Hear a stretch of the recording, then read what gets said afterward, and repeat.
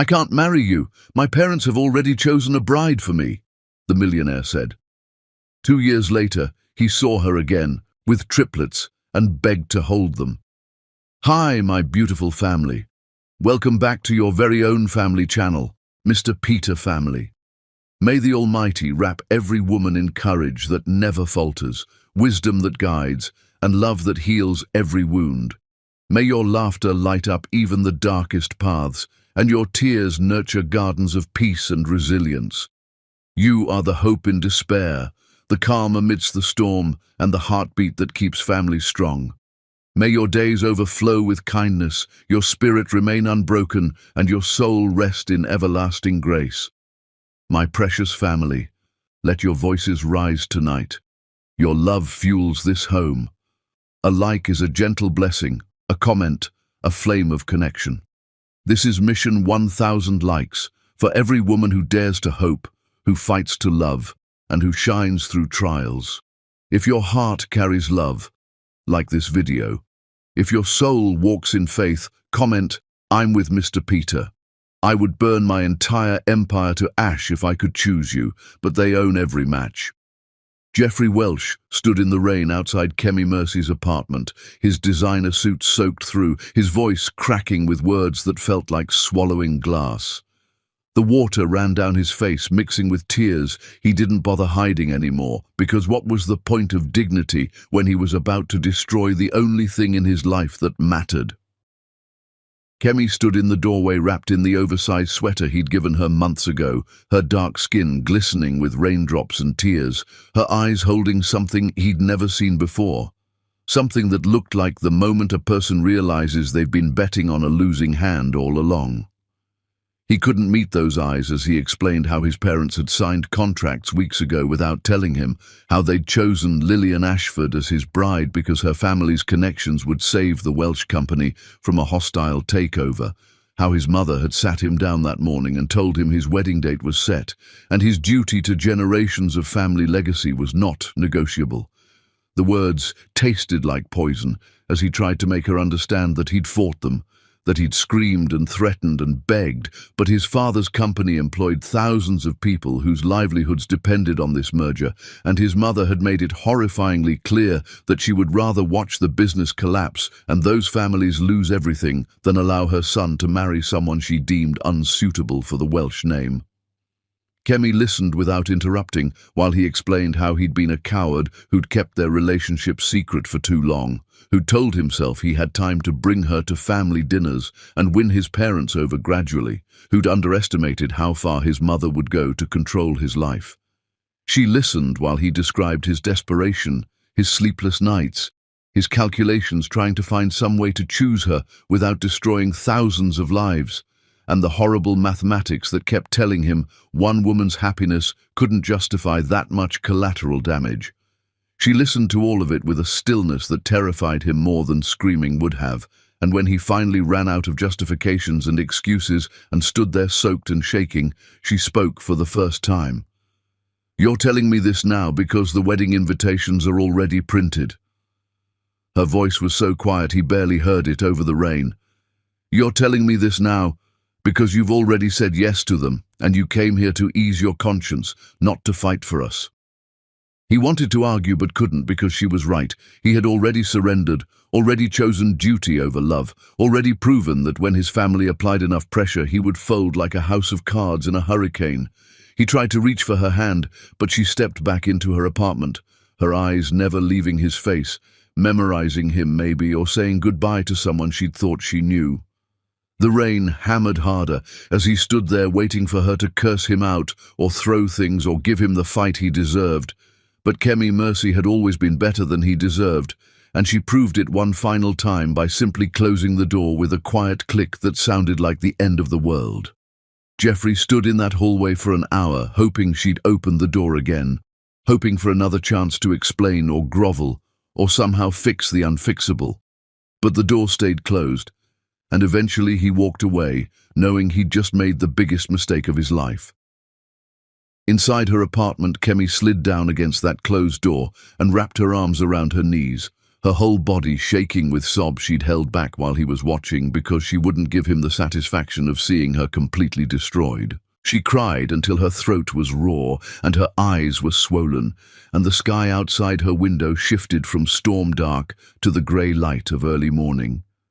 When she finally dragged herself to the bathroom, her reflection looked like a stranger, eyes hollow and face puffy, and that's when the nausea hit her so hard she barely made it to the toilet. She threw up everything in her stomach and then kept heaving with dry sobs until she was shaking and weak and terrified, because she knew this feeling, had heard her sister describe it years ago, had sworn she was always careful, but apparently the universe had decided to add one more layer of cruelty to this nightmare. The pregnancy test she bought from the convenience store on the corner showed positive before she'd even finished peeling the wrapper off. The second test showed positive. The third test she took an hour later showed positive, with a darkness that suggested her hormone levels were exceptionally high. She called her doctor that same morning, begging for an emergency appointment, and when the ultrasound technician went quiet and called in the supervising physician, Kemi knew before they said anything that her life had just become infinitely more complicated. 3 heartbeats. 3 tiny clusters of cells that would become 3 human beings growing inside her, while the man who helped create them was planning a wedding to someone else. The doctor spoke gently about options and decisions and the fact that triplet pregnancies were automatically high risk, requiring frequent monitoring and specialized care, and Kemi nodded through all of it while her mind raced through impossible calculations about how she would survive this alone.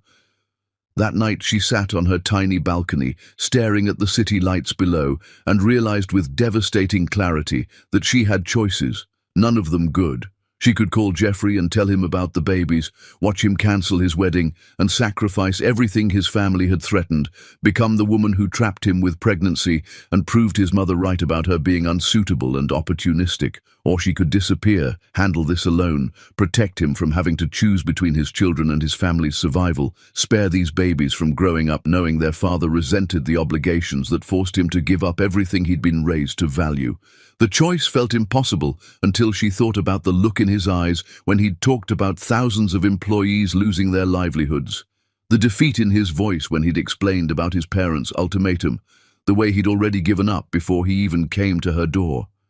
She couldn't be the anchor that drowned him, couldn't be the crisis that destroyed his family's legacy, couldn't let her children grow up as the mistake that cost their father everything.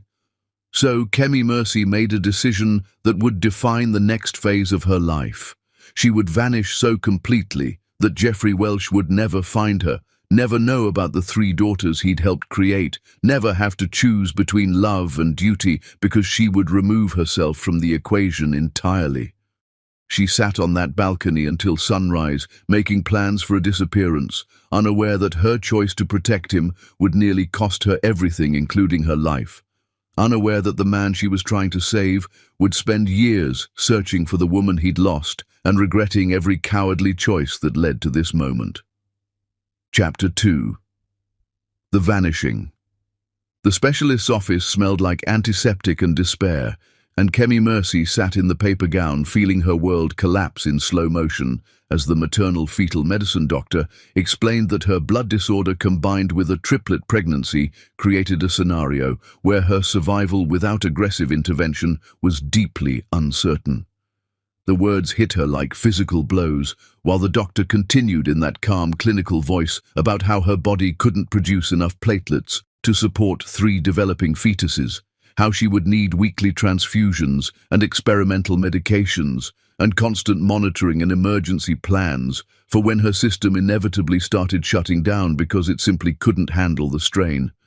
The cost estimates made her laugh, a harsh sound that scared her because it bordered on hysteria, hundreds of thousands of dollars for treatment that her basic insurance categorized as experimental and therefore not covered.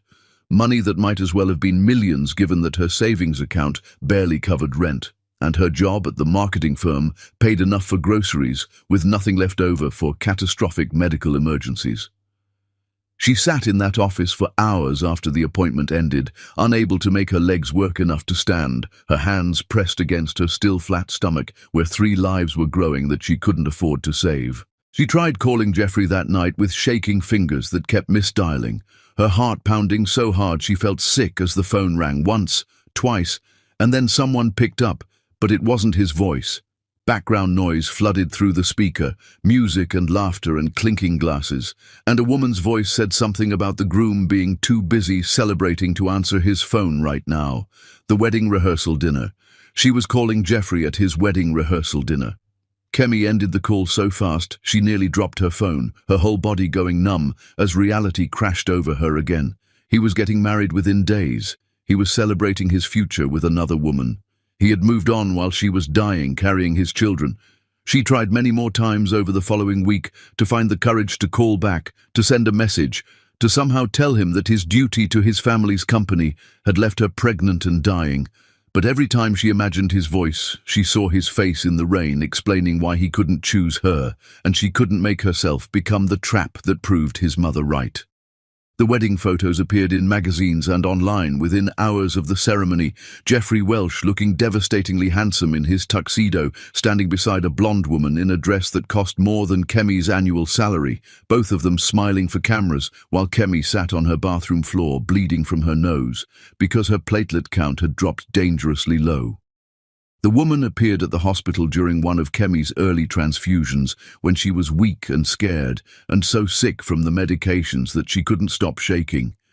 Elegant and cold in designer clothes that whispered old money, she introduced herself as a representative from a private medical foundation that specialized in complicated pregnancies. Her offer was simple and devastating. The foundation would pay for everything, every treatment and medication and specialist consultation, every hospital bill and emergency surgery, everything needed to save Kemi and the triplets. And in exchange, Kemi would sign a contract promising to never contact Jeffrey Welsh, never reveal the children's paternity, never disrupt the life his family had chosen for him because they had invested considerable resources in ensuring his marriage proceeded smoothly, and they would not tolerate complications from inappropriate relationships. Kemi should have refused on principle, should have told this woman to take her blood money and leave. But her daughters were dying inside her, and principle doesn't mean much when you're watching your children's heart rates drop on monitors while doctors discuss emergency procedures with voices that suggest they're running out of options. She signed the contract with hands that shook so badly she could barely hold the pen, sold her dignity for her daughter's survival, became a woman who took money to disappear and hated herself for it, even as she knew she had no choice. The foundation paid for her transfer to a facility that specialized in high-risk multiple births, where she spent months in hospital beds watching her body swell and fail while doctors performed procedures that felt like torture but kept her babies alive. The delivery happened early after her body finally gave out completely, emergency surgery while she bled internally, and codes were called, and machines screamed warnings that her heart was stopping. She woke up days later, weak and disoriented, to find 3 tiny isolettes next to her bed, each containing a daughter so small they looked like dolls, covered in tubes and monitors, but alive and fighting. Sapphire came out first, weighing barely enough to survive, with her father's grey eyes already visible. Ruby followed seconds later, just slightly larger, with a head of dark curls.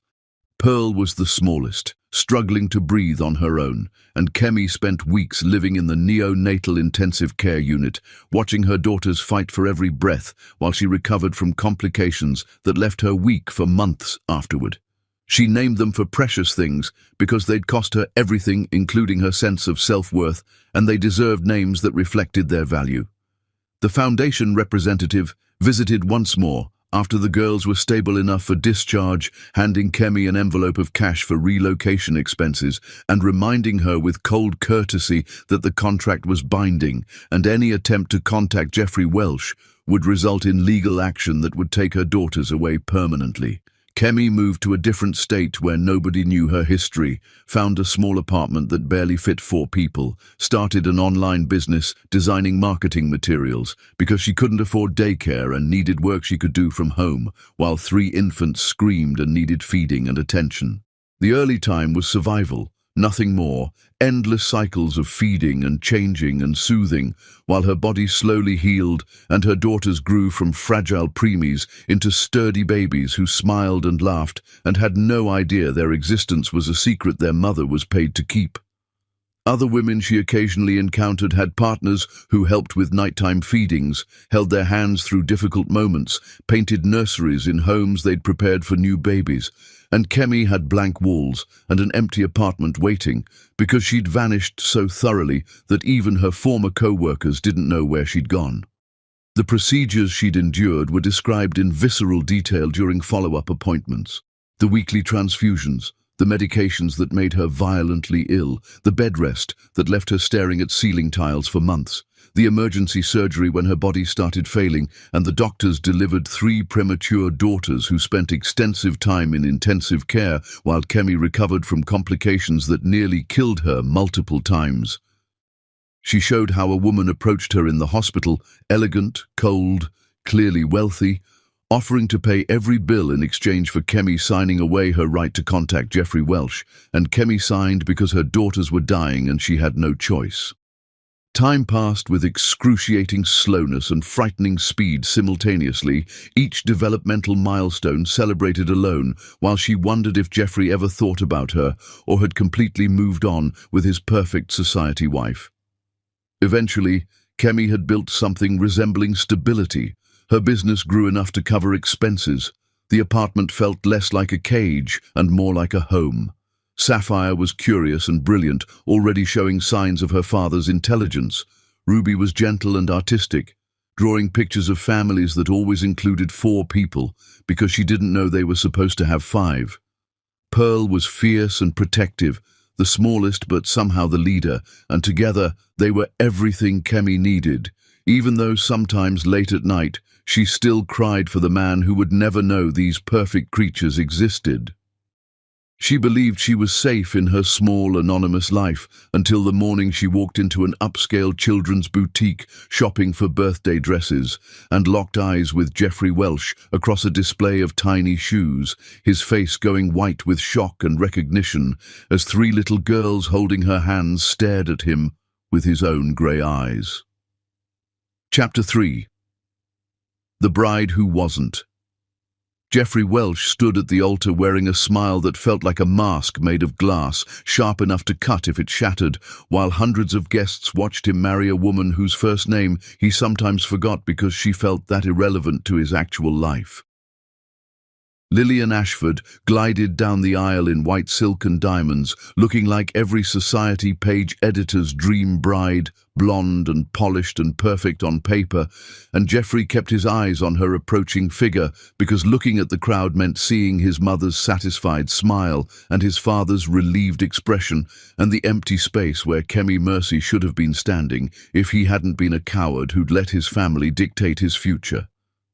The ceremony was everything his mother had planned with military precision. Flowers that cost more than most people's cars, a reception venue that required booking years in advance, champagne flowing like water while photographers captured every angle for the magazines that would run features on the Welsh-Ashford union and call it the wedding of the season. Jeffrey said his vows in a voice that sounded steady to everyone except himself, and when the officiant declared them married and told him to kiss his bride, Lillian's lips were cold against his and tasted like lipstick and obligation. They smiled for photos for hours while his face ached from the performance, while guests congratulated them with enthusiasm he couldn't return, while his new wife's hand in his felt like wearing handcuffs made of platinum and promises. The honeymoon was a week in the islands that should have been romantic but felt like play acting for resort staff who assumed they were blissfully in love instead of 2 people who barely knew each other trapped in a contractual arrangement disguised as marriage. Lillian spent most of the time on her phone, coordinating with wedding planners about reception details they'd already covered, and posting carefully curated photos that made their relationship look passionate when the reality was separate hotel rooms and conversations that never went deeper than discussing dinner reservations. She recoiled from his attempts at physical intimacy, with excuses about being tired or not feeling well or having too much sun, and Jeffrey stopped trying after the third rejection because he couldn't make himself care enough to push. Back home in the mansion his parents had given them as a wedding gift, they settled into a routine that looked like marriage from the outside, but felt like living with a business associate who occasionally showed up for required social events. Lillian threw herself into charity work and society luncheons, spending his money with enthusiastic abandon on clothes and jewelry and redecoration projects that transformed their house into a showpiece suitable for magazine features. She was brilliant at maintaining appearances, greeting him with affection when photographers were present, and ice-cold indifference when they were alone, sleeping in a bedroom on the opposite wing of the house, and making it clear that their arrangement was professional rather than personal. Jeffrey buried himself in work because the alternative was coming home to a wife who looked at him like he was a necessary inconvenience in her social climbing plans. He expanded his technology company aggressively, launching new products and acquiring smaller firms, and traveling constantly because being in hotels felt more honest than being in the mansion he shared with a woman who wore his ring but would never wear his heart. The marriage dragged on with brutal monotony, each month feeling like a year, each year feeling like a decade of slow suffocation. His assistant started booking him on trips that lasted weeks, and Lillian never complained about his absences because she was too busy with her own schedule that mysteriously included a lot of evening meetings he wasn't invited to attend.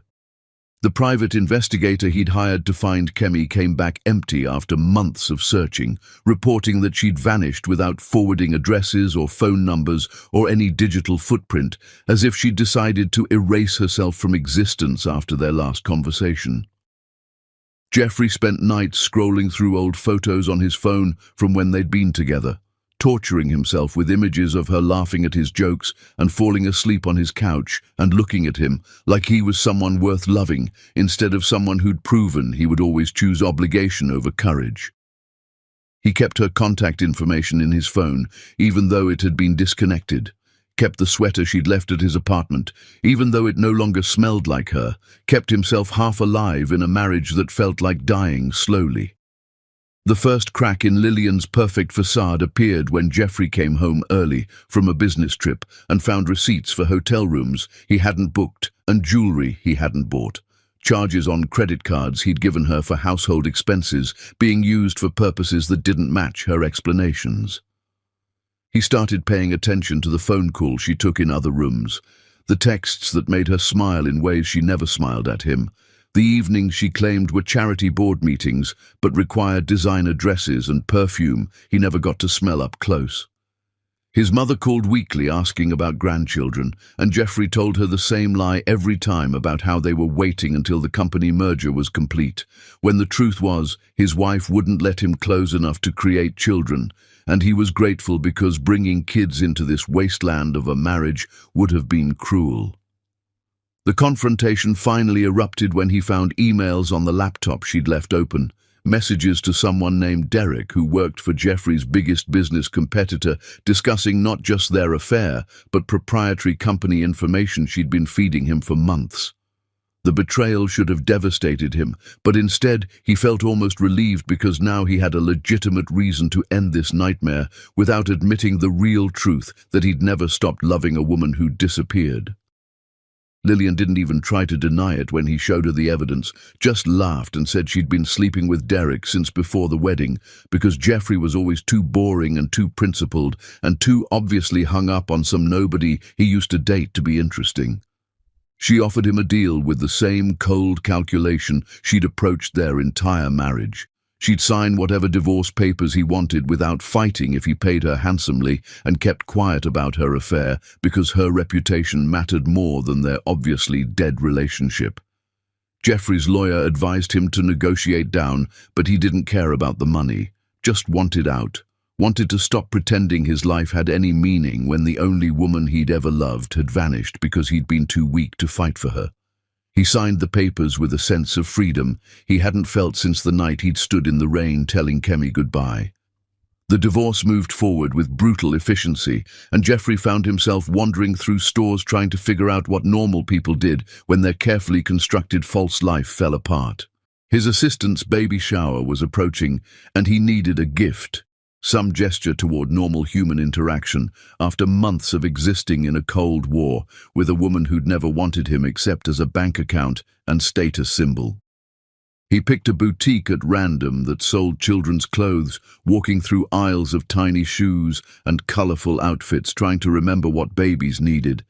And that's when he saw her. Kemi Mercy standing 20 feet away, holding the hands of 3 little girls who looked identical except for small differences in their heights. Her natural hair twisted into an elaborate style he'd never seen her wear before, her body fuller in ways that suggested motherhood, completely unaware he was frozen in the middle of an aisle, having a heart attack while his world tilted sideways. The girls were young children with dark curls and skin that was a shade lighter than their mother's, beautiful and animated, chattering at Kemi about something that made her smile, and when she turned slightly, he saw their faces clearly for the first time, and every thought in his head stopped.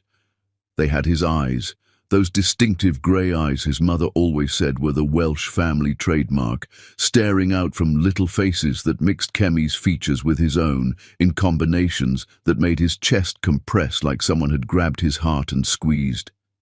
3 daughters. Kemi had 3 daughters who were clearly his, obviously his, undeniably his, and she'd never told him, never called, never gave him the chance to know they existed.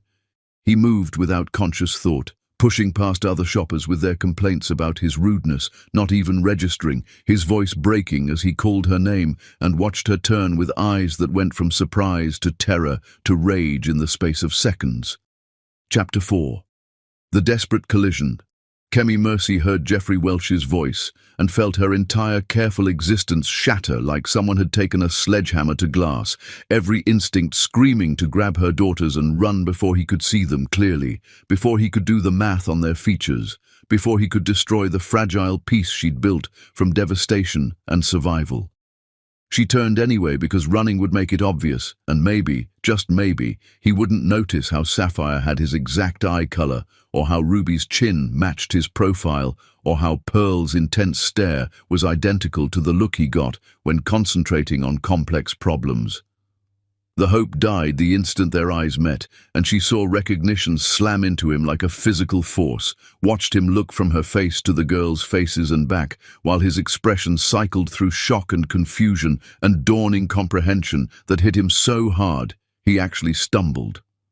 Her daughters pressed against her legs with the instinctive fear children get when adults suddenly act strangely, their small hands clutching her skirt while they stared at this tall man who was looking at them like he'd seen ghosts.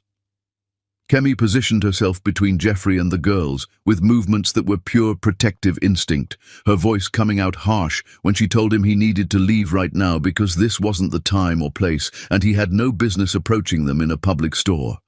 He ignored her completely, his attention fixed on Sapphire and Ruby and Pearl with an intensity that terrified her because she'd seen him focus that way on business problems he intended to solve, and she could practically see him calculating their features and comparing them to his own reflection. His voice shook when he asked whose children these were, even though he clearly already knew the answer, his words tumbling over each other in a desperate rush, asking where she'd been and why she'd disappeared and why she'd never told him she was pregnant.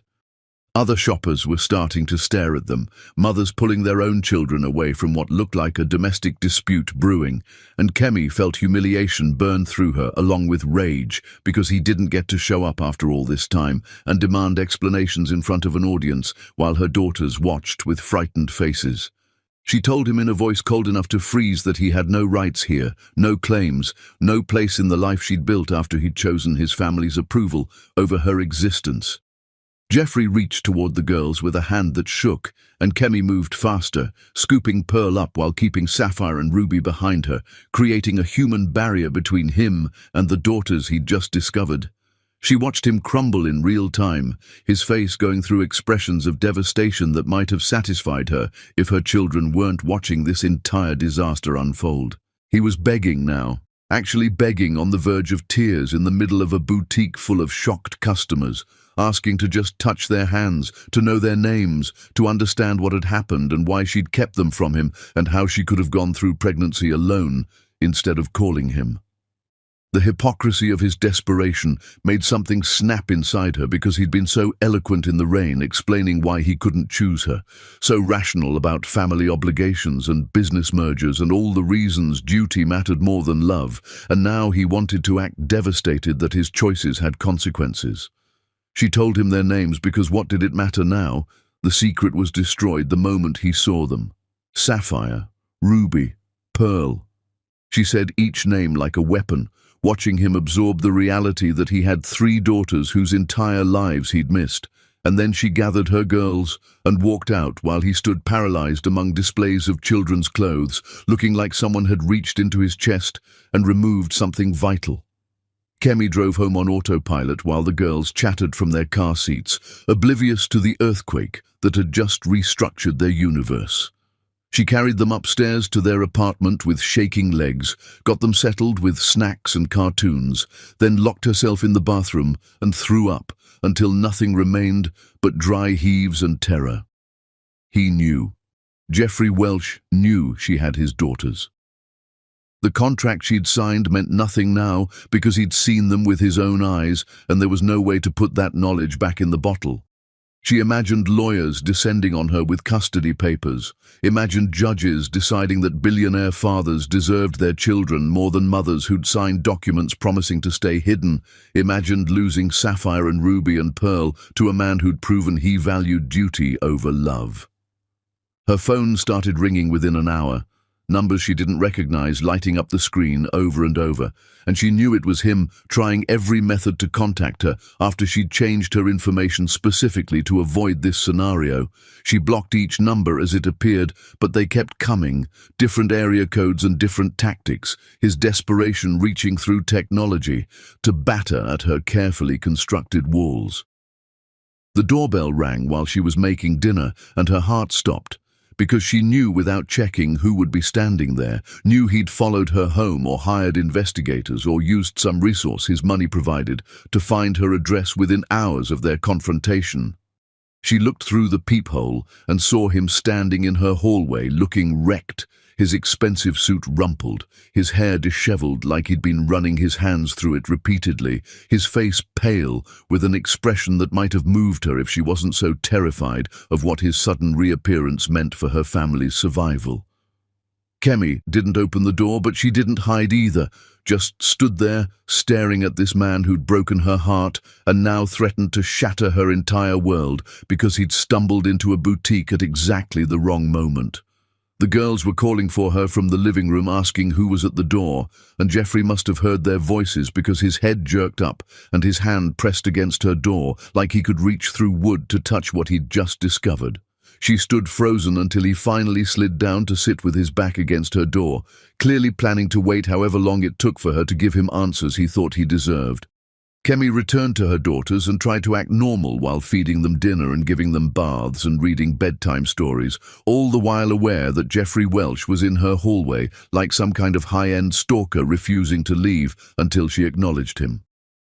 After the girls were asleep, she stood in her kitchen staring at that closed door for an hour, weighing her options and finding none that didn't end with her life being torn apart by a man who'd already proven he would choose duty over everything else. The problem was seeing him had resurrected feelings she'd buried under years of survival and necessity, had reminded her that once she'd loved him enough to disappear rather than complicate his perfectly planned future. The problem was her daughters deserved to know their father, even if his timing was catastrophic and his methods were basically harassment. The problem was Jeffrey Welsh looked like someone who'd just discovered he'd lost something irreplaceable and was determined to fix it, even though some things stayed broken no matter how much money or desperation you threw at them. Kemi unlocked her door at midnight and found him still sitting there, half asleep, his head jerking up when light spilled into the hallway, his eyes meeting hers with something raw and desperate that made her weak, even though she should have been strong enough to send him away. She stepped aside without speaking and watched him stand up slowly, like he was afraid sudden movements would make her change her mind. He followed her into her tiny apartment that was probably smaller than his walk-in closet, his eyes scanning everything from the worn furniture to the toys scattered across the floor to the triplet stroller folded near the door that looked expensive enough that he probably wondered how she'd afforded it before remembering the foundation money that had bought her silence. They stood in her kitchen in silence, loaded with years of pain and secrets, while coffee brewed, because neither of them knew how to start this conversation that should have happened when she first discovered she was pregnant, instead of now when his daughters were walking and talking and had no idea this stranger was their father. Chapter 5. The Investigation. Jeffrey sat at Kemi's tiny kitchen table, nursing coffee that tasted like ash, while his world reconfigured around the knowledge that he had 3 daughters whose existence had been hidden from him through a combination of his own cowardice and his family's manipulation. She stood across from him with her arms wrapped around herself, like she was holding her ribs together, refusing to sit down because sitting would suggest this was a normal conversation, instead of the confrontation it actually was. He tried to ask questions, but his voice kept breaking on words like pregnancy and alone and why, his composure shattered by images he couldn't stop imagining of Kemi going through hell while he'd been cutting wedding cakes with a woman who'd never loved him. She told him about the blood disorder in a voice stripped of emotion, clinical descriptions of a body that couldn't support 3 developing lives without medical intervention that cost more than she'd made in years of working. She told him about the specialist appointments while he realized she'd been getting diagnosed with a catastrophic pregnancy around the time he was on his honeymoon, pretending everything was fine. She told him about trying to call him during his rehearsal dinner and the shame that crashed through him remembering that night when he'd been so drunk on champagne and despair that he'd turned off his phone and let wedding party members handle the calls he'd missed because he couldn't handle talking to anyone who might have given him an excuse to run. The contract came out next, pulled from a folder she kept in a kitchen drawer like evidence of a crime, and Jeffrey read the document with mounting horror at language that was clearly designed by lawyers his family had hired. The signatures at the bottom included the foundation representative and Kemi's shaking scrawl, but the authorization section referenced an account his mother controlled, and suddenly everything made horrifying sense. His mother had known. Diane Welsh had known about Kemi's pregnancy and had chosen to solve the problem by ensuring Kemi received excellent medical care in exchange for permanent disappearance, had paid enormous amounts to erase the woman her son loved and the grandchildren who didn't fit her carefully constructed plans. Jeffrey stood up so fast his chair crashed over, his hands shaking with rage that had nowhere to go because the person responsible was his mother, and he'd been raised to respect her, even though right now he wanted to scream at her until his voice gave out. Kemi flinched at his sudden movement, and he forced himself to breathe, to stay calm, to not become one more man towering over her in anger, even though the anger wasn't directed at her. He picked up his chair with careful movements and sat back down, pressing his palms flat against the table to keep from putting his fist through a wall, and asked her to finish telling him what had happened after she signed away her right to contact him. She described the pregnancy in fragments, the months of hospital beds and transfusions and medications that made her violently ill while her body slowly failed under the burden of keeping 3 lives functioning. She told him about the emergency delivery and extensive time in intensive care with premature daughters who stopped breathing multiple times and needed machines to survive while she recovered from surgeries that left scars she still carried. She showed him photos on her phone from those early days, tiny infants covered in tubes who looked too small to possibly survive, and Jeffrey felt something break inside him, looking at his daughters fighting for life while he'd been completely unaware they existed. He left her apartment as the sun was rising, his mind racing with calculations about how to fix something that felt irreparably broken. The first call he made was to the private investigation firm he'd used before, this time with different instructions. He wanted to know everything about the foundation that had paid Kemi's medical bills, wanted proof of his mother's involvement, wanted documentation of exactly how his family had orchestrated this disappearance. The second call was to his lawyer, who listened to Jeffrey explain the situation and immediately started talking about custody rights and paternity tests and legal options that made Jeffrey want to throw his phone across the room because he wasn't trying to take his daughters away from their mother. He was trying to figure out how to become part of a family that had learned to function without him. He spent the next days following Kemi at a distance that probably qualified as stalking, watching her take the girls to daycare and herself to a small marketing firm where she worked in an open office with other freelancers, seeing the life she'd built from nothing while he'd been throwing money at a marriage that was already dying. His investigators came back with documentation that confirmed his worst suspicions. His mother had hired private investigators to track Kemi after their breakup, had received reports about the pregnancy within weeks of Kemi's diagnosis, and had personally arranged for the foundation contact and contract terms designed to ensure Jeffrey never found out he was going to be a father. The rage that filled him was cold and focused, years of dutiful son behavior evaporating in the face of discovering his mother had stolen precious years of his daughters' lives because she deemed their mother unsuitable for the Welsh family name.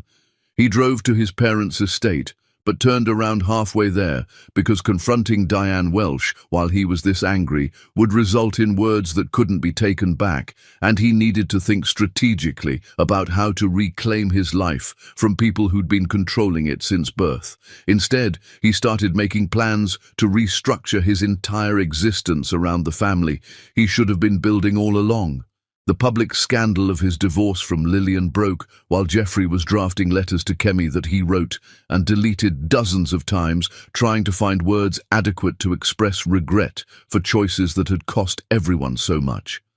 The media coverage was brutal. Tabloids speculating about why the perfect society marriage had fallen apart so quickly, and Jeffrey's mother called, demanding he issue statements protecting the family's reputation. He told her for the first time in his life that he didn't care about reputation anymore, that she had destroyed something irreplaceable with her schemes, and he was done letting her dictate terms. The call ended with Diane warning him that rebellion would have consequences, and Jeffrey laughing bitterly because what worse consequences existed than discovering he had daughters he'd never held because his mother had paid their mother to disappear. He bought gifts for the girls and flowers for Kemi, writing notes that tried to explain how sorry he was and how much he wanted to be part of their lives, and how he understood if she never forgave him, but he was going to spend every day proving he'd changed. Every package came back unopened with notes in Kemi's handwriting that said she didn't need his guilt or his money, just needed him to leave them alone so they could continue the life they'd built without him. The rejections hurt worse than any business failure ever had, but Jeffrey kept sending gifts and showing up at the park where she took the girls and standing across the street from the daycare watching his daughters play because he'd already missed so much and he refused to miss any more. The breakthrough came when Pearl fell off playground equipment while he was watching from his car, her screams bringing him running without thought to how it would look. He reached her before Kemi did, scooping up his crying daughter for the first time and checking her for injuries while she sobbed against his shoulder, and when Kemi arrived seconds later out of breath and panicked, she saw him holding Pearl with competent gentleness while Sapphire and Ruby clustered around asking if their sister was okay. Something shifted in her expression while she watched him comfort their injured daughter, some wall cracking enough that when he looked up at her with terrified eyes asking if Pearl was all right, Kemi's response was softer than any interaction they'd had since he discovered the truth. They sat on the park bench together while Pearl calmed down with a scraped knee and wounded dignity, the other girls climbing on the equipment under Kemi's watchful eye. And Jeffrey asked her, in a voice stripped of all pretense, if there was any chance she would let him try to be their father. Kemi looked at him for a long moment before answering that her daughters deserved to know the man who'd helped create them, but that access to them didn't mean access to her heart, because that had been broken beyond repair by a man standing in the rain, explaining why duty mattered more than love. Jeffrey accepted her terms with the desperation of someone who knew he'd lost the right to negotiate, grateful for any chance to know Sapphire and Ruby and Pearl, even if it meant watching Kemi rebuild walls around herself that he'd never be allowed to cross again. Chapter 6. Her Side of Silence. Kemi Mercy spent days in bed after signing the contract, her body too weak from the latest round of transfusions to do more than sleep and cry and sleep again, her mind cycling through the same desperate calculations that always ended with the same devastating conclusion. She was carrying 3 babies who would die without treatment she couldn't afford, and the people who'd offered to pay for that treatment had required in exchange that she erase herself from Jeffrey Welsh's life completely and permanently. The contract sat on her bedside table like a monument to her failure, legal language reducing her crisis to terms and conditions that valued her dignity at a price she could never repay. The woman who'd presented the offer had been crystalline in her coldness, speaking in the measured tones of someone offering a business arrangement rather than asking a desperate mother to choose between her children's survival and her integrity. The foundation she represented had supposedly helped other women in similar situations, though Kemi suspected those other women hadn't been carrying the children of men whose families wanted problems eliminated quietly. The representative had made it clear that this offer came with expectations beyond the signature, subtle threats about what would happen if Kemi decided to contact Jeffrey after accepting the money, implications that custody battles would not end well for single mothers who'd proven themselves willing to sign away parental notification rights in exchange for cash. Kemi had tried one last time to call Jeffrey before signing, her fingers shaking so badly she could barely dial while nurses connected her IV for another transfusion. The phone rang through to voicemail, and she'd listened to his recorded voice asking callers to leave messages, her throat closing around words she couldn't say. Because how do you tell someone they're going to be a father when they're days away from marrying someone else and you're dying in a hospital bed because your body can't handle the children he helped create? She'd hung up without speaking, signed the contract an hour later when the foundation representative returned with lawyers who had her initial it on dozens of different pages and felt something fundamental break inside herself that had nothing to do with her failing blood count. The transfer to the specialist facility happened within days, medical transport moving her to a hospital wing that looked more like a luxury hotel than a place where women went to survive impossible pregnancies.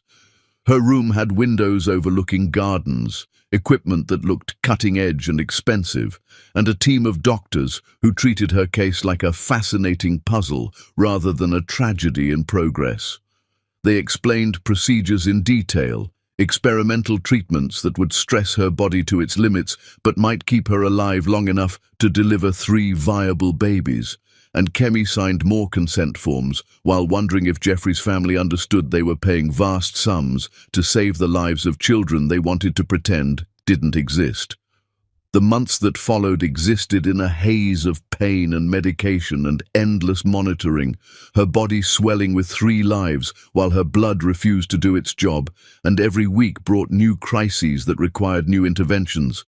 She stopped counting the transfusions after the first dozen, stopped trying to track which medications made her vomit and which just made her feel like her skin was on fire, stopped hoping that maybe Jeffrey would somehow find out and come rescue her because she'd signed away her right to be rescued. Other women in the high-risk ward had partners who visited daily, held their hands through painful procedures, painted nurseries in homes they'd prepared for new babies, and Kemi had blank walls and an empty apartment waiting because she'd vanished so thoroughly that even her former co-workers didn't know where she'd gone. The delivery happened on an afternoon when her body simply gave up trying to sustain 4 lives, her blood pressure spiking so high that alarms went off and doctors descended with controlled urgency that terrified her more than if they'd been screaming. She remembered being rushed to surgery, someone telling her to count backward from 10 and reaching only 7 before everything went dark. When she woke up, it was days later according to the calendar, though it felt like minutes, and a nurse was gently explaining that she had 3 daughters who were small but fighting, that she'd nearly died twice on the operating table, that she needed to stay still because the surgical repairs were extensive and movement could reopen incisions that were holding her together through luck and very good stitching. They brought her photos first because she was too weak to be moved to the neonatal intensive care unit. Images of 3 tiny infants who looked more like aliens than humans, with their translucent skin and tubes covering more of them than was visible. Sapphire had been born first, weighing less than most newborn kittens. Her eyes, when they finally opened days later, an unmistakable grey that matched her father's exactly. Ruby came seconds after with a head covered in dark hair, even though she was premature enough that hair shouldn't have developed yet, already showing personality by screaming louder than her sisters when nurses handled her. Pearl was the smallest and the most fragile, stopping breathing so often in those early weeks that Kemi spent every visit staring at monitors, waiting for alarms that indicated her youngest daughter had forgotten how to live. The weeks they spent in intensive care were the longest of Kemi's life, every day bringing new crises and small victories that felt massive when your daughters weighed less than bags of flour. She healed slowly from surgeries that had saved her life, but left her weak for months, her body having been pushed past sustainable limits and now demanding payment for that abuse. The foundation representative visited once during this period, standing in Kemi's hospital room delivering reminders about the contract she'd signed with the casual cruelty of someone who'd never had to choose between dignity and survival. The envelope she left contained cash for relocation expenses and unspoken threats about what would happen if Kemi decided the contract terms were negotiable. Leaving the hospital with 3 daughters, finally healthy enough for discharge, felt like escaping prison and entering a different kind of confinement. The freedom of having her babies outside medical surveillance, replaced by the reality of being solely responsible for keeping 3 premature infants alive. She moved states to a small apartment she could barely afford, every piece of furniture second-hand and every baby supply the cheapest version available because the foundation money covered medical costs, but not the ongoing expenses of raising triplets alone. Her days became endless cycles of feeding and changing and soothing, 3 babies who needed attention on different schedules, ensuring she never slept more than 20-minute intervals for months. She built an online business from her laptop while nursing 1 baby and rocking another, designing marketing materials for small companies during the hours between nighttime feedings because daycare for 1 infant was expensive and for 3 was impossible. The isolation was crushing in those early months. No family nearby because she'd moved too far away, no friends because she'd cut all ties to ensure Jeffrey couldn't trace her through mutual contacts, just her and 3 babies in a tiny apartment trying to survive 1 day at a time. She told herself she'd made the right choice, protecting Jeffrey from having to choose between his children and his family's company, protecting her daughters from growing up with a father who resented the obligations that forced him to sacrifice everything his family had threatened. Sapphire learned to walk first, despite being the middle child by seconds, pulling herself up on furniture and taking determined steps while Kemi cried, watching her daughter achieve milestones Jeffrey would never see.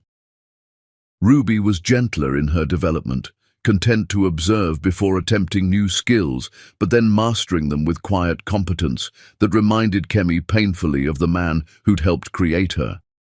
Pearl was fierce and protective even as a small child, the smallest but somehow the leader, defending her sisters from perceived threats like aggressive dogs in the park or other children who played too rough. Eventually, Kemi had built something resembling stability through sheer determination and endless work, her business growing enough to cover expenses and even allow for small luxuries like birthday cakes and decent shoes. She told herself she was content with the life she'd created, that her daughters were all she needed, that the man she'd loved had made his choices, and she'd made hers, and everyone was better off this way. She believed this with desperate conviction, until the morning she walked into a boutique shopping for birthday dresses and saw Jeffrey Welsh frozen in an aisle staring at 3 little girls holding her hands like he'd seen ghosts, and everything she'd built to protect them all collapsed in the space between one heartbeat and the next. The anger that filled her watching him approach wasn't just about his sudden reappearance, but about every moment of the past years when she'd been alone and terrified and so sick she thought she'd die. Every moment she'd chosen silence to protect him, and he'd been living his life completely unaware of what his choices had cost. She was furious that he looked devastated when he had no right to devastation, furious that her daughters were staring at him with curious faces while he clearly recognized his own features, furious that one chance encounter in a store was going to destroy the careful anonymity she'd maintained through such sacrifice.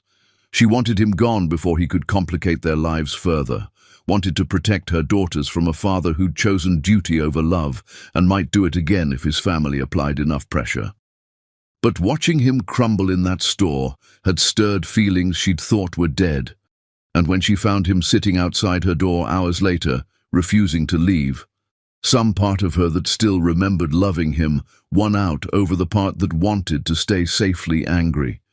She'd opened the door against her better judgment and let him into her small home, watched him see the life she'd built from nothing, and seen in his face the dawning comprehension of exactly how much his cowardice had cost everyone.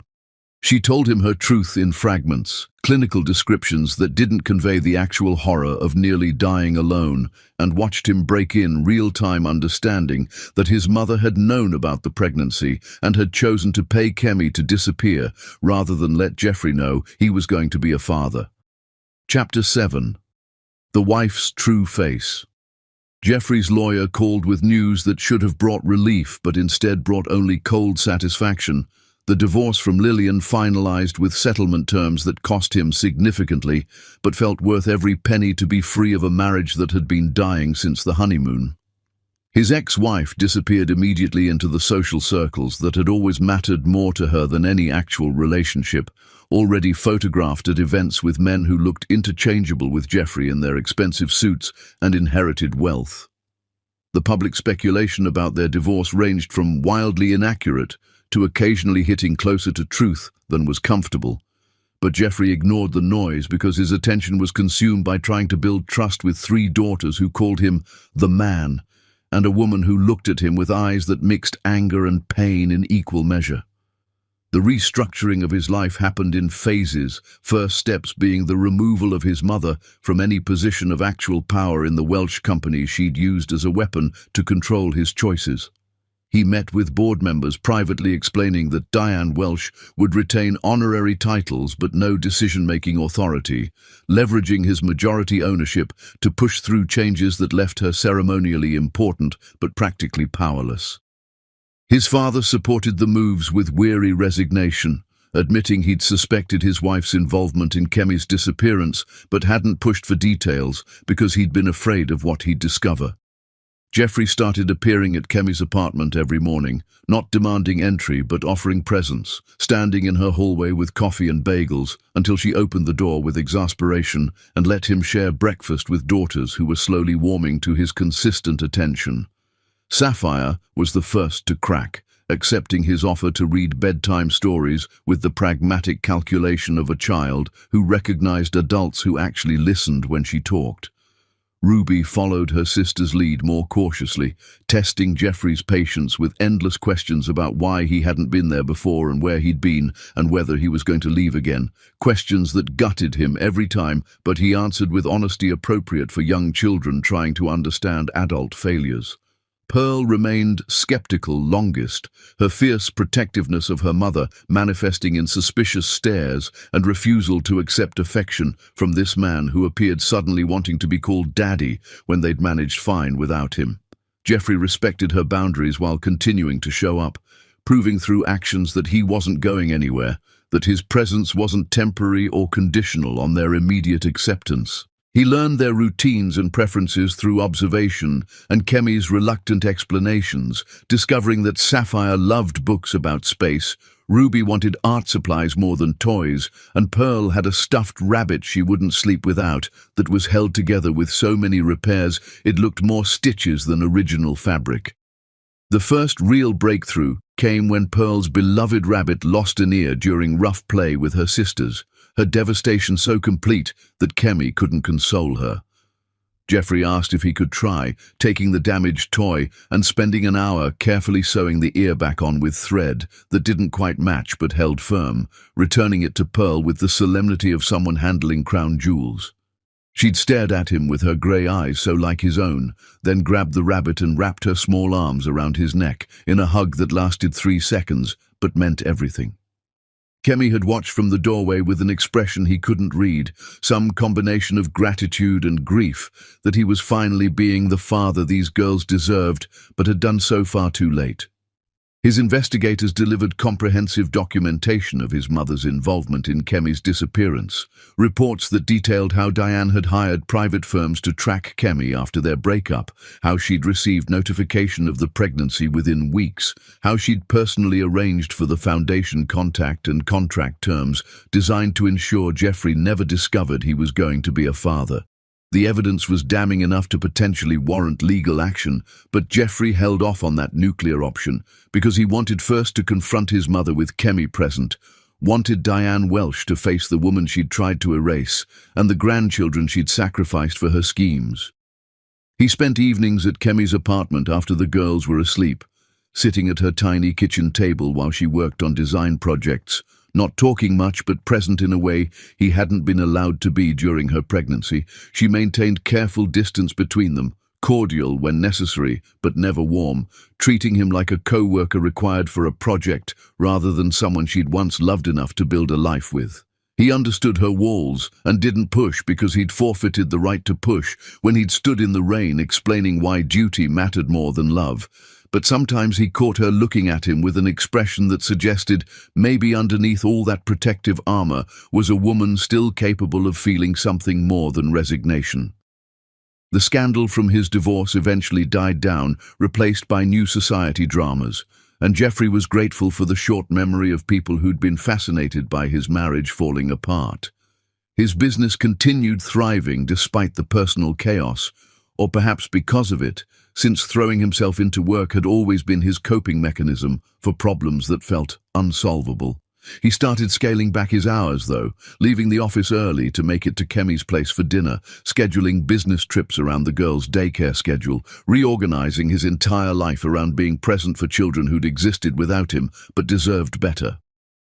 Lillian sent word through lawyers that she was dating his former business rival Derek, the man she'd been feeding company secrets to during their marriage, and Jeffrey found he genuinely didn't care as long as she stayed away from any involvement with his daughters. His ex-wife had never wanted children anyway, had made that clear during their brief marriage whenever his mother brought up grandchildren, so there was no concern she'd suddenly develop maternal interest in triplets who'd never been part of her plans. The business secrets she'd shared had cost his company some competitive advantage, but nothing irreparable, and Jeffrey considered it a small price for the freedom to build an actual life instead of performing one. He watched Kemi with their daughters and saw the strength it had taken to raise triplets alone while recovering from a pregnancy that nearly killed her,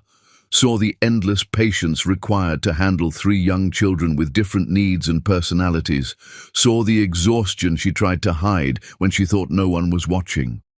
He started taking over bedtime routines when he was there, reading stories and giving baths and negotiating the complex politics of which sister got which pajamas, discovering that parenting was harder and more rewarding than any business challenge he'd faced. The girls responded to his consistency, gradually shifting from calling him the man to Daddy Jeff, and he thought his heart might explode the first time Pearl grabbed his hand crossing a street without being prompted. Kemi remained the one unconvinced of his transformation, watching his efforts with guarded appreciation that never quite became trust. She'd built her life around protecting herself and their daughters from disappointment, and Jeffrey represented the biggest disappointment she'd survived. He understood he was essentially asking her to risk everything she'd carefully constructed on the faith that he'd changed, that the man who'd let family pressure dictate his choices was gone and been replaced by someone who would choose his children over anything else his mother threatened. He couldn't blame her for skepticism when his track record suggested he'd always fold under enough pressure. The confrontation with his mother required planning, and Jeffrey spent weeks preparing for a meeting that would either begin repairing his family or permanently shatter relationships that were already damaged beyond most people's repair capacity. He needed Kemi beside him for this, needed her to see him stand up to the woman who'd orchestrated her disappearance, needed his mother to face consequences delivered by the son she'd tried to control and the woman she'd paid to vanish. He asked Kemi one evening after the girls were asleep if she would come with him to his mother's house, if she would stand beside him while he confronted Diane Welsh, with evidence of exactly what her manipulation had cost everyone she claimed to love. Kemi looked at him with those eyes that had seen too much pain for someone her age, weighing whether she could trust him to protect her in a confrontation with the woman who'd held power over both their lives through money and social position. He saw the exact moment she decided to take the risk, her shoulders straightening and chin lifting with the dignity he'd always loved about her, and she agreed to face his mother not as a victim seeking approval, but as a woman demanding respect for surviving what should have destroyed her. Jeffrey promised her that after the confrontation, after they'd settled accounts with his mother and established boundaries that would protect their daughters from future manipulation, he had something important to ask her that would determine whether they could build a future from the ruins of what they'd lost. Chapter 8. The Mother's Betrayal. Jeffrey spent weeks gathering every piece of evidence his investigators had compiled, organizing it into a presentation that would make his mother's involvement in Kemi's disappearance undeniable, even to someone as skilled at denial as Diane Welsh had proven herself to be.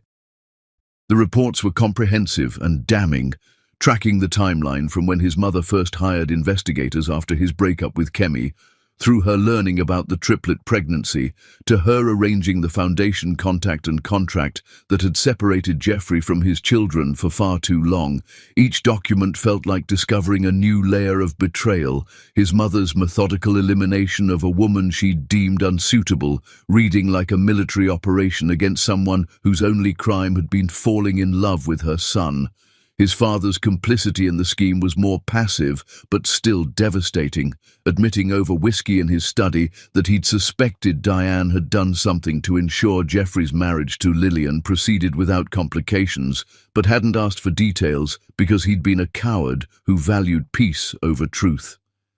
The disappointment Jeffrey felt toward his father was different from the rage directed at his mother, more about weakness than active cruelty. But the result had been the same, with both parents prioritizing their vision of his future over his actual desires or the lives of 3 grandchildren they'd chosen to pretend didn't exist.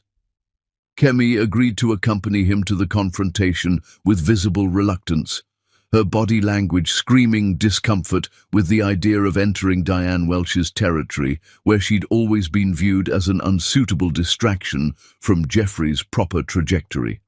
They dressed the girls in matching outfits that were nice but not ostentatious, coordinating dresses that made the triplets look like a unit, and Jeffrey saw the calculation behind Kemi's choice because his daughters would walk into that estate looking undeniably related and absolutely beautiful, and Diane would have to face what her schemes had cost.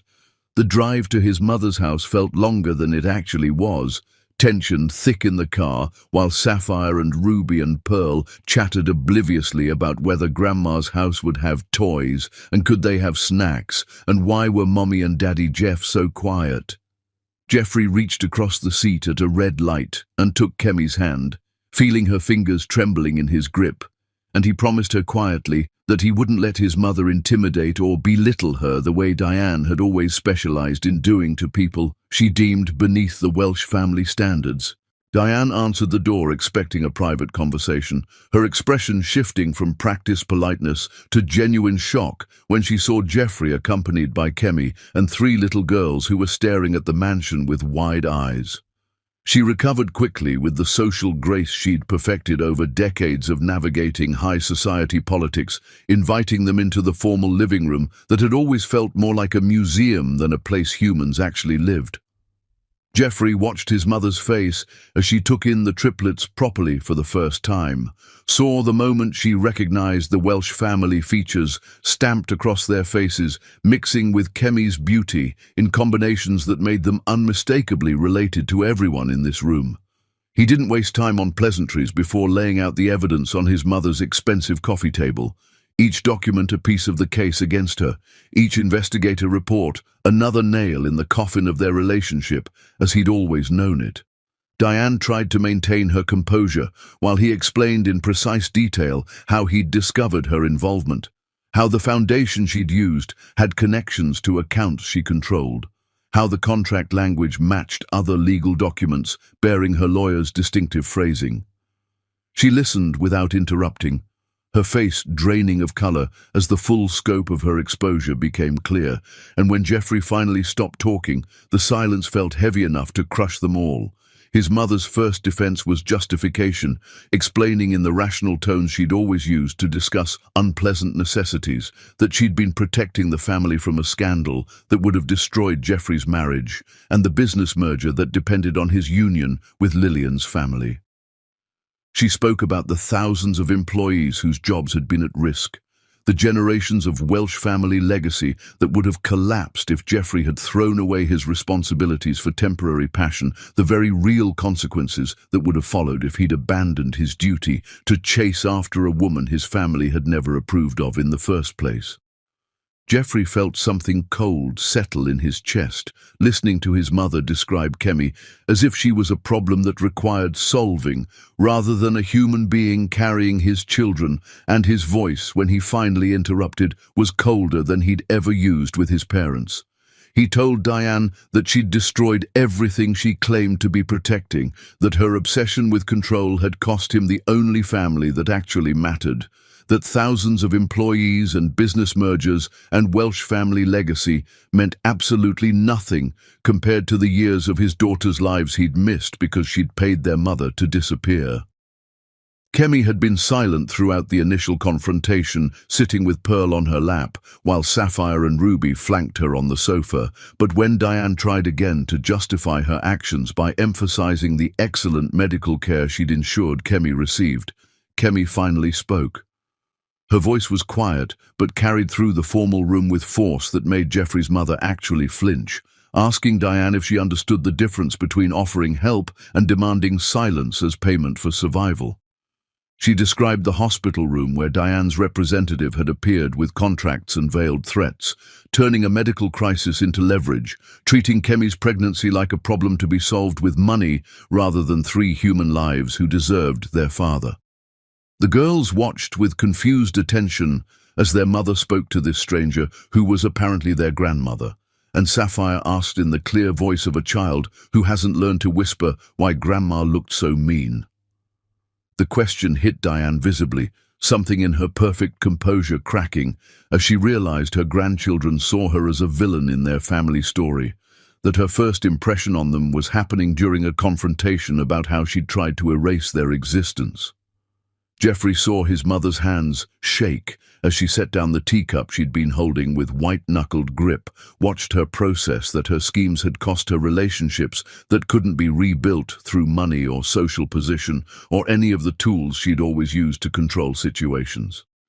He delivered his ultimatum with the finality of someone who'd spent weeks preparing for this exact moment, telling his mother that she had one chance to begin repairing the damage she'd caused. She could apologize sincerely to Kemi and take full accountability without justification, respect Kemi as the mother of her grandchildren, and begin earning forgiveness through years of changed behavior, establish a relationship with Sapphire and Ruby and Pearl that was based on genuine affection rather than social obligation. Or she could remain permanently cut off from the family Jeffrey was building, never meeting her granddaughters, never being part of their lives, because he would not allow anyone to treat Kemi as less than she deserved, regardless of their relationship to him.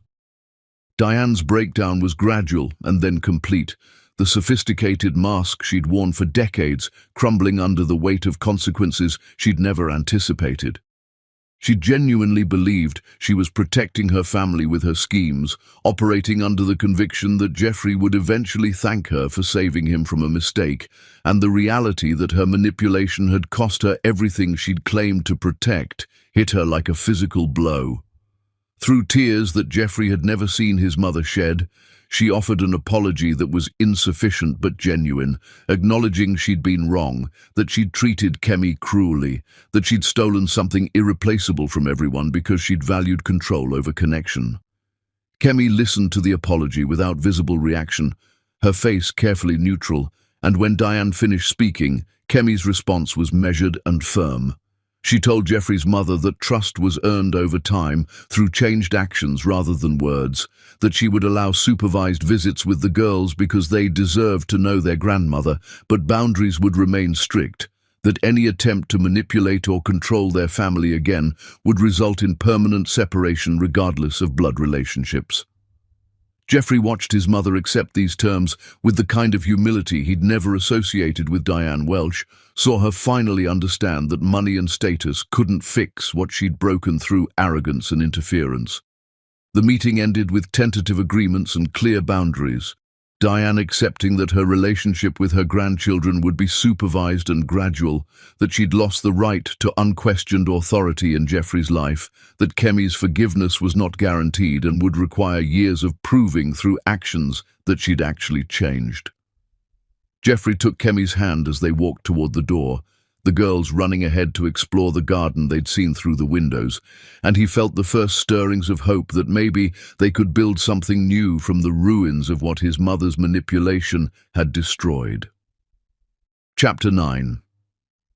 The reckoning approaches.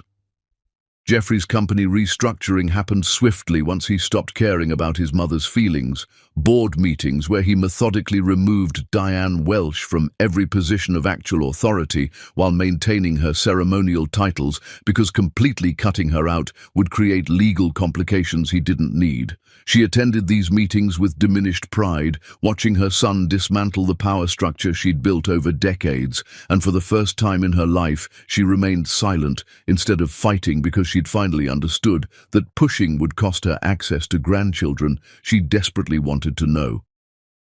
The mansion Jeffrey had shared with Lillian sold within a week of listing, wealthy buyers competing for the privilege of owning a property that had been featured in design magazines, and Jeffrey felt nothing watching movers pack belongings from a home that had never felt like more than an expensive hotel.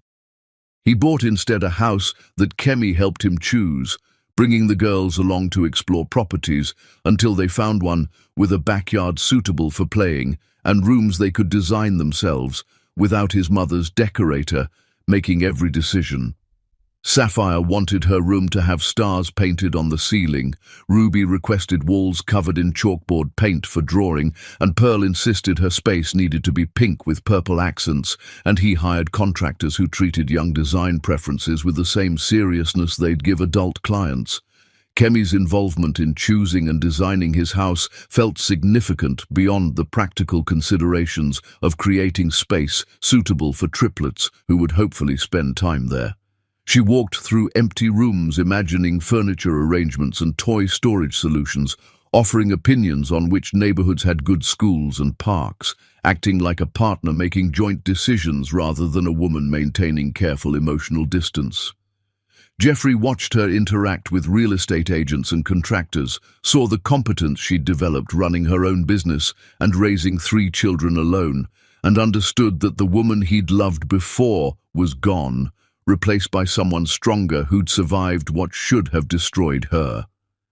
Their first real conversation that wasn't about logistics or the girls happened late one evening on Kemi's tiny balcony, both of them exhausted after a day when all 3 girls had been sick with stomach bugs that required endless laundry and patience. They sat with beers Jeffrey had brought, looking at city lights below, and in the quiet he told her everything he should have said years ago when he'd still had the chance to make different choices. He explained that he'd been a coward who chose the easy path of obedience over the hard work of fighting for what mattered, that every day since that night in the rain had been spent regretting his weakness, that seeing her pregnant and alone because of his inability to stand up to his family was something that would haunt him until he died. Kemi listened without interrupting while he confessed that his marriage to Lillian had been punishment he deserved for abandoning her, that he'd known within weeks the relationship was hollow, but had maintained it out of spite toward himself and obligation toward vows that had felt like lies from the moment he spoke them. He admitted that finding her in that boutique with daughters whose existence he hadn't known about had simultaneously been the best and worst moment of his life, joy at discovering his children mixed with horror at realizing how much of their lives he'd already missed. He told her that he knew forgiveness wasn't guaranteed or even likely, but he was determined to spend however long it took proving he'd changed from the man who'd let family pressure dictate his future. Kemi's response was quieter but equally honest. explaining that she didn't regret the choice she'd made to sign that contract because it had saved their daughters' lives, even though it had cost her dignity and peace. She described how the pregnancy had transformed her from someone who'd believed love could overcome obstacles into someone who understood that sometimes love meant making impossible choices alone because asking for help would destroy what you were trying to protect. She admitted that watching him build relationships with the girls had stirred feelings she'd thought were dead, complicated emotions that mixed anger about his absence with hope that maybe he really had changed into someone who would choose his children over his family's expectations. She told him honestly that she was terrified of letting him close because surviving his abandonment once had nearly destroyed her, and she wasn't sure she'd survive it again if he decided down the road that his family's approval mattered more than the messy reality of raising triplets with a woman his mother had paid to disappear. Jeffrey heard the fear under her words and understood he was asking her to risk everything she'd carefully constructed on faith that he'd become someone worthy of that trust. He took her hand for the first time since the night they'd broken up, feeling the calluses she'd developed from years of working constantly to support their daughters, and promised her that he would spend his life proving through actions rather than words that he would never abandon them again. The girl's evolution from calling him the man to Daddy Jeff to just Daddy happened gradually through consistent presence and genuine affection rather than any dramatic gestures. Sapphire started drawing pictures that included 5 stick figures labeled as her family. Ruby asked if he could come to her dance recital with the same casual expectation she'd asked Kemi, and Pearl declared during dinner one night that she had the best daddy who fixed broken rabbits and read good voices for story characters. Kemi watched her daughters fall in love with their father, while her own carefully maintained walls showed increasing cracks, and Jeffrey could see her struggling between the safety of emotional distance and the risk of hoping they could build something new from the ashes of what they'd lost. His mother's attempts at redemption were awkward and genuine. Supervised visits where Diane brought age-appropriate gifts and actually played with the girls instead of just observing them like interesting specimens. She apologized to Kemi privately multiple times with increasing sincerity as she watched how hard single motherhood had been and understood more fully what her interference had cost. The relationship between Diane and Kemi would never be warm, but it evolved into careful respect based on shared love for 3 girls who deserved grandparents even if the adults had complicated history. Jeffrey planned the confrontation with his mother as the final piece of establishing clear boundaries and new family dynamics, but he also planned what would come after as the beginning of building a future that wasn't defined by past mistakes. He bought a ring that was nothing like the ostentatious diamond he'd given Lillian, something simpler and more meaningful, and carried it in his pocket for weeks, waiting for the right moment to ask Kemi a question that would determine whether they could move forward together or remain permanently separated by caution and old wounds. The right moment never seemed to come in the ordinary flow of daily life, so Jeffrey decided to create it, arranging an event that would serve multiple purposes. He told Kemi he wanted her and the girls present for a final conversation with his mother, where they would establish permanent terms for Diane's involvement in their lives. And Kemi agreed with the resignation of someone who'd learned that facing difficult conversations was better than avoiding them. He didn't tell her about the second part of his plans, the question he intended to ask in front of their daughters and his mother, making his commitment public and undeniable so Kemi would understand this wasn't temporary emotion but lasting transformation. They drove to his mother's estate on a morning when spring weather made the gardens look particularly beautiful, the girls excited about seeing Grandma's big house again and playing in yards that were much larger than their apartment's small playground area. Jeffrey helped Kemi from the car with a formality that made her look at him quizzically, but she didn't question his serious mood, probably assuming he was preparing for another difficult conversation with Diane. He took her hand as they walked toward the front door, with 3 daughters running ahead, and he felt the weight of the ring in his pocket and the hope that maybe, finally, he was making a choice that would prove he'd learned from all his mistakes. Chapter 10. The Empire She Reclaimed. They arrived at Diane Welsh's estate with morning sun, turning the gardens into something from fairy tales. The girls running ahead with excited chatter about whether Grandma would have the cookies she'd promised last visit, and Kemi walked beside Jeffrey, feeling tension in his grip that suggested this conversation was going to be more significant than he'd explained. Diane opened the door, already looking nervous. Clearly aware this meeting would determine her future relationship with grandchildren she'd spent too long pretending didn't exist, and her expression when she saw Kemi dressed in elegant armor that announced she was done being treated as something to be erased, held resignation and something that might have been respect. Jeffrey guided his family into the formal living room where he'd confronted his mother before, but this time the atmosphere was different, less adversarial and more final, like they were here to establish permanent terms rather than assign blame for past manipulation. He'd told Diane this meeting would settle how their family functioned going forward, that he needed her to understand without question that Kemi and the girls were his priority now, and anyone who threatened that would be removed regardless of blood relationships or social expectations. His mother sat with hands folded in her lap, looking smaller than Kemi had ever seen her, the sophisticated woman who'd paid vast sums to eliminate someone she deemed unsuitable, now confronted with consequences that money couldn't fix. The speech Jeffrey delivered was comprehensive and devastating, explaining to his mother exactly how her manipulation had cost everyone in this room time they could never recover. He described missing Sapphire's first steps and Ruby's first words and Pearl learning to laugh, milestones he should have witnessed but didn't because Diane had decided she knew better than him what his life should look like. He reminded her that she'd forced Kemi to choose between her children's survival and her dignity, turning a medical crisis into leverage and proving that the Welsh family valued control over connection. He told her that her relationship with her granddaughters would happen on Kemi's terms because Kemi was the parent who'd been there from the beginning, while Diane had actively worked to remain ignorant.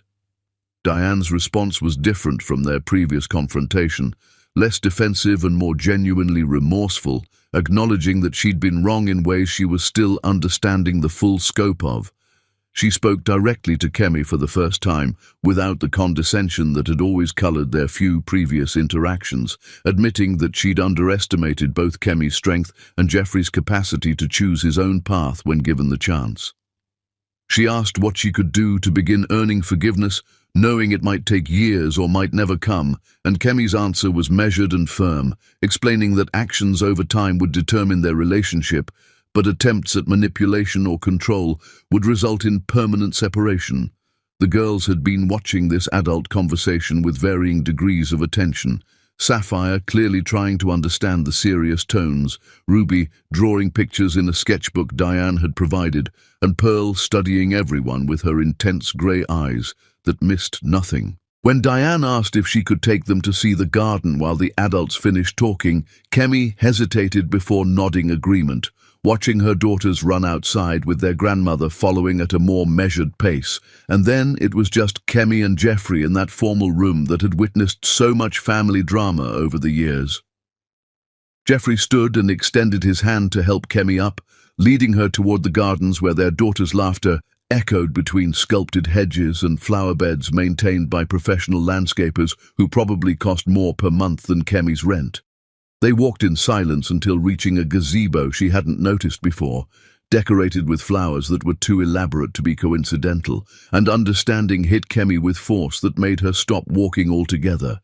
He'd planned this, whatever was about to happen, had arranged it in advance and not told her, because he'd known she would have found reasons to avoid it.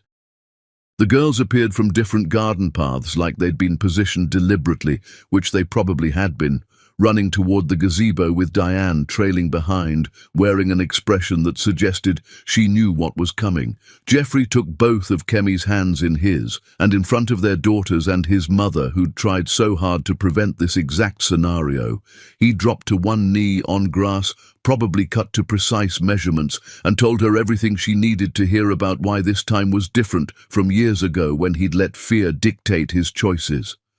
He explained that he wasn't asking her to forget what he'd done or pretend the past hadn't been devastating, wasn't offering wealth or status or any of the things his family had always valued, but was promising partnership and devotion to building a future that honored what they'd survived together, even though they'd been apart.